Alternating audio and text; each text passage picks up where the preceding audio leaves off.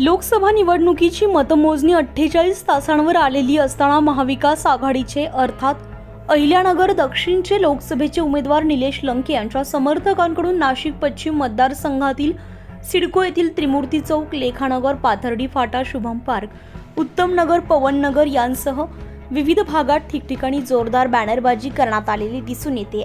लोकसभा निवडणुकीचा निकाल लागण्यापूर्वी समर्थकांनी निलेश लंके यांचाच विजय निश्चित असल्याबाबतचे बॅनर्स लावून लंके यांना शुभेच्छा दिल्या आहेत। या बॅनर्सवर अपराजित संघर्ष योद्धा, जनता जनार्दन माझ्या पाठीशी, मग काय कुणाची भीती, राज तिलक की तयारी करो असे स्लोगन या बॅनर्सवर टाकण्यात आले। एकीकडे अहिल्यानगरमध्ये सुजय विखे आणि निलेश लंके असा कट्टर सामना रंगणार असला तरीही समर्थकांना निलेश लंके हेच निवडून येणार असल्यामुळे नाशिकमध्ये निकालापूर्वीच त्यांच्या विजयाचे बॅनर लावण्यात आलेत। त्यामुळे नाशिक शहरासह सिडको परिसरामध्ये चर्चेला उधाण आलंय।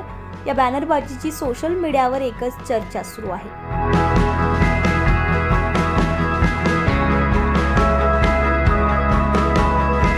उत्तर महाराष्ट्र लाईव्ह साठी अश्विनी पुरी, नाशिक।